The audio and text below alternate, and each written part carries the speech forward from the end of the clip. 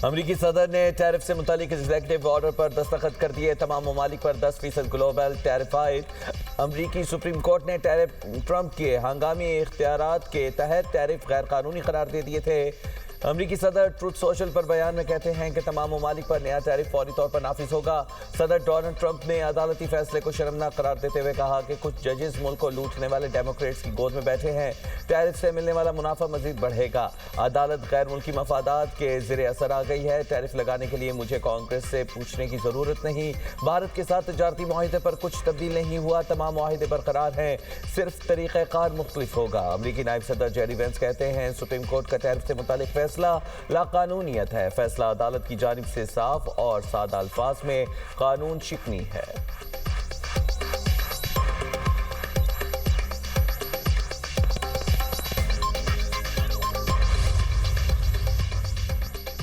अदालत ने अमरीकी सदर ट्रंप का इख्तियार छीन लिया। अमरीकी वज़ीर ख़जाना स्कॉट बेसेंट का बयान, कहते हैं रवा साल टैरिफ का मुबेश यही रहेंगे। अब टैरिफ के लिए सेक्शन 232 और 301 का सहारा लिया जाएगा। दोनों सेक्शंस कई बार चैलेंज हुए, अदालतों ने इन्हें दुरुस्त करार दिया। तमाम ममालिक के लिए एक ही टैरिफ की सतह पर वापस जाएंगे। तरीका मुख्तलिफ होगा। उम्मीद है तमाम ममालिक तिजारती मुआहिदों का एहतराम करेंगे। तमाम ममालिक से मुआहिदों की पासदारी और आगे बढ़ने की अपील करते हैं।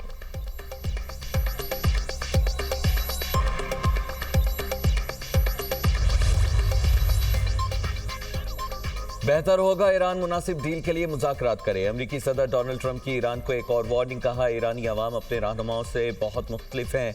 ये एक अफसोसनाक सूरत हाल है। 10 से 15 रोज़ में फैसला होगा हमला किया जाए या नहीं।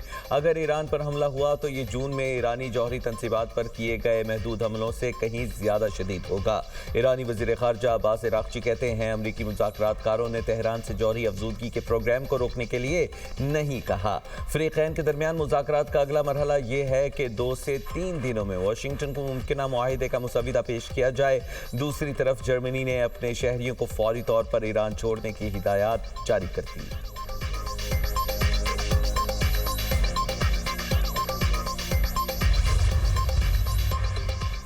गुज़श्ता 7 साल में मज़ीद 2.25 करोड़ लोग गरीब हो गए।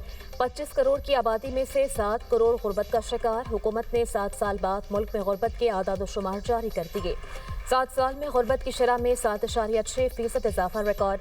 गुर्बत की शरह बढ़कर 28.9% तक पहुँच गई। दही इलाकों में गुर्बत की शरह 36.2% रिकॉर्ड। शहरी इलाकों में शरह 17.4% रही। बलूचिस्तान में गुर्बत की शरह 47% पर जा पहुँची। केपी में शरह 35.3% रिकॉर्ड। सिंध में गुर्बत की शरह 32.6 और पंजाब में 23.3% हो गई। पाकिस्तान में मौशी अदम मुसावात भी तारीख की बुलंद तरीन सतह पर। अदम मुसावात की शरह भी बढ़कर 32.7% हो गई। वज़ीर मनसूबाबंदी एहसन इकबाल कहते हैं पॉलिसी के अदम तसलसल, कोरोना वबा और IMF प्रोग्राम से गुर्बत में इजाफा हुआ। रुपए की कदर गिरने से महंगाई ने लोगों को बुरी तरह कुचला। महंगाई मजीद बढ़ गई। शरह में 1.16% इजाफा। सालाना बुनियादों पर महंगाई बढ़ने की मजमूई शरह 5.19% रिकॉर्ड। इदारा शुमारियात के हफ्तावार बुनियादों पर महंगाई के अदाद शुमार जारी। 17 अशिया महंगी, 12 सस्ती। 22 की कीमतों में इस्तेहकाम। केले फी दर्जन 28 रुपये तक महंगे हुए। जिंदा मुर्गी की फ़ी किलो कीमत में 19 रुपये तक का इजाफा देखने में आया। लहसुन फ़ी किलो 28 रुपये और प्याज 3 रुपये तक महंगा हुआ। एक हफ्ते में टमाटर की फ़ी किलो कीमत 4 रुपये बढ़ गई। पेट्रोल, डीजल और LPG का घरेलू सिलेंडर भी महंगा हुआ। अंडे, आलू, आटा, चीनी की कीमतों में कमी रिकॉर्ड की गई।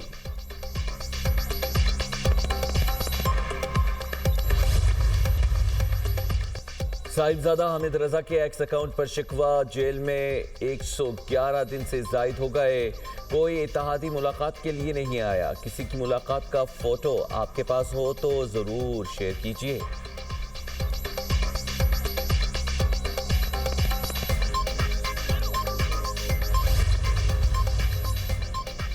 तहरीक इंसाफ सियासी जमात नहीं, कल्ट है। सियासी सोच और सियासी रफाकत का कोई तस्वर नहीं। वज़ीर दिफा ख्वाजा आसिफ कहते हैं PTI के अंदर आधे दर्जन ग्रुप हैं। सिवाय बानी के हर रहनुमा को गालियां पड़ चुकी हैं और पड़ती रहेंगी। बानी के मुफादात की कुर्बान गाह पर वर्कर, रहनुमा, मुल्क का मुफाद सब भेंट कर जाते हैं। जहां बानी की बहन और पार्टी की लीडरशिप में शदीद मुफादात की जंग हो, वज़ीर आला KP अपनी वज़ारत आला बचाने के लिए रिहाई फोर्स लॉन्च करके वफादारी का यकीन दिला रहे हैं। वकला का गिरोह जिनका सारा सियासी वजूद बानी की मौरफत और मरहून मिन्नत है, वो कैमरे पर आकर मार्केट वालियों बना रहा है। इन सब में एक कदर मुश्तरक है, सब चाहते हैं बानी PTI अंदर रहें ताकि उनकी दुकानें खुली रहें।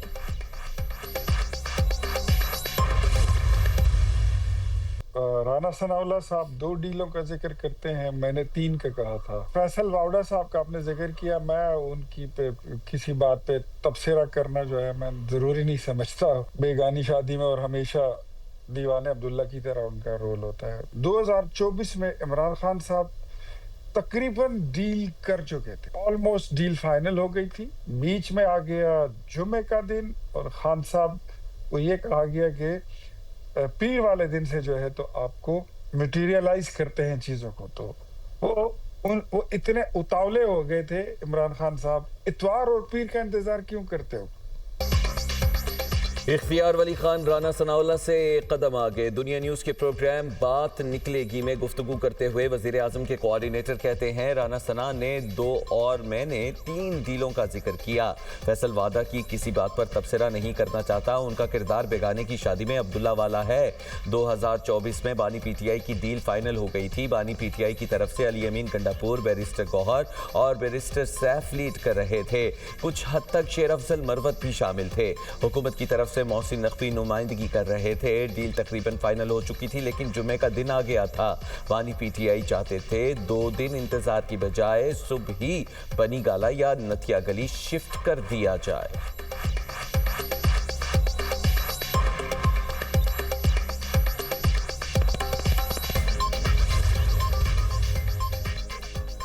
बानी PTI बार बार डील मांग रहे हैं।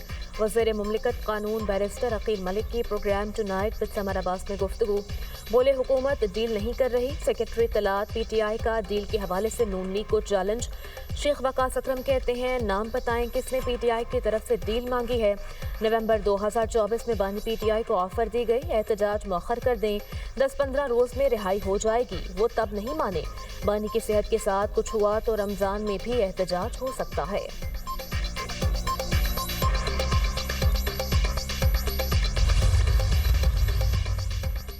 वज़ीर आज़म शहबाज शरीफ का बानी PTI के खिलाफ हरजाना केस। सुप्रीम कोर्ट ने बानी PTI की दरख्वास्त पर ट्रायल कोर्ट को कार्रवाई से रोक दिया। वज़ीर आज़म शहबाज शरीफ को नोटिस, जवाब तलब। सुप्रीम कोर्ट ने कहा केस को जल्द समाअत के लिए मुकर्रर किया जाएगा। वकील अली जफर बोले, बानी PTI की टांग में गोली लगी थी, जख्मी होने के बायस पेश ना हो सके। जस्टिस आयशा मलिक ने रिमार्क्स दिए, मुकदमे में मेरा इख्तलाफी नोट है। ट्रायल कोर्ट ने हक़ दिफा ख़त्म करने से पहले 2 तारीखों पर बानी का जख्मी होना तस्लीम किया। जख्मी होना तस्लीम करने के बाद हक़ दिफा कैसे ख़त्म किया जा सकता है?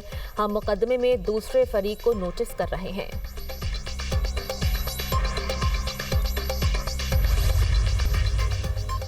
कराची में घरेलू झगड़े पर गोलियां चल गईं। बलोच कॉलोनी में भाई ने फायरिंग करके एक भाई की जान ले ली, दूसरा शदीद जख्मी, मुलजिम फरार। रेस्क्यू एहलकारों ने लाश और जख्मी शख्स को अस्पताल मुंतकिल कर दिया। जाँ बहक शख्स की शनाख्त बहाउद्दीन और जख्मी की मोहियुद्दीन के नाम से हुई।